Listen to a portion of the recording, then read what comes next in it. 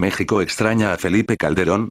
Hay muchos vídeos de YouTube en los cuales aparecen comparaciones entre el modo de responder a ciertos cuestionamientos, entre el expresidente Felipe Calderón y el actual presidente Enrique Peña Nieto. Felipe Calderón en efecto, era más enérgico en sus respuestas, respondía con mayor autoridad y era de lejos, mucho más culto y hábil mentalmente que Peña Nieto. Sin embargo, ¿México debería extrañar a Felipe Calderón? Felipe Calderón, a pesar de ser más culto, más enérgico que Peña Nieto, se parece más a Peña Nieto de lo que uno podría pensar. He aquí dos puntos por los cuales México no debería extrañar a Felipe Calderón. 1. Felipe Calderón Hinojosa, como candidato a la presidencia de la República por el PAN, siempre tuvo muy clara cuál sería la prioridad de su gobierno, él lo dejaba saber en cada uno de sus actos de campaña, y en cada uno de los debates entre candidatos a la presidencia en los que participó, él dijo, que de llegar a la presidencia, sería el presidente del empleo. Cualquier persona con una inteligencia promedio, recuerda a Felipe Calderón como el candidato que tendría como prioridad atender los temas económicos de la República para generar empleo. El eslogan del presidente del empleo está aún en la memoria de las personas que se tomaron en serio la elección presidencial de aquel entonces. La prioridad de Calderón hacia los temas económicos era tal, que urdió una campaña de desprestigio en contra del candidato de izquierda Andrés Manuel López Obrador, en la cual, la principal crítica hacia López Obrador, era de índole económica.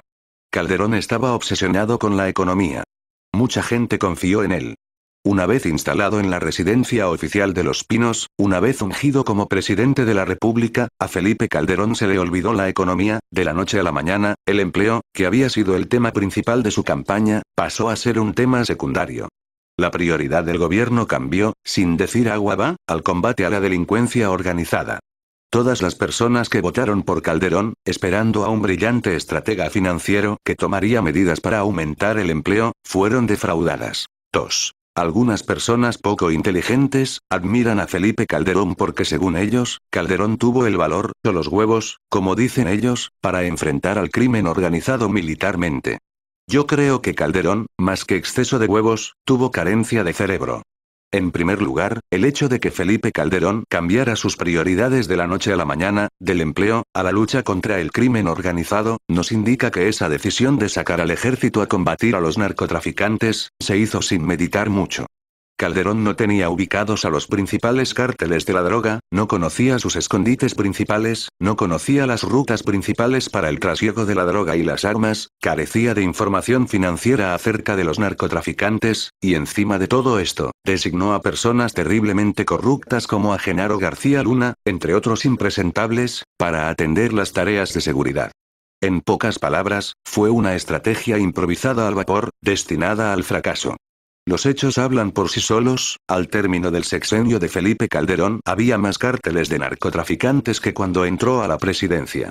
Salir a tirar balazos a lo tonto y no hacer nada, para efectos, es prácticamente lo mismo.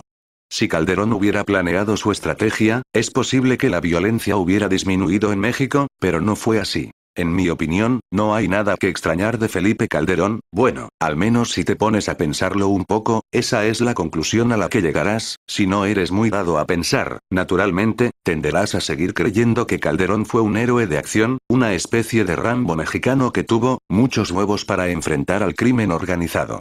Calderón enfrentó al crimen organizado. Y perdió. Hay quienes comparan a Calderón con el psicópata que dirige a Filipinas actualmente, Rodrigo Duterte. Hay varias diferencias entre Calderón y Duterte.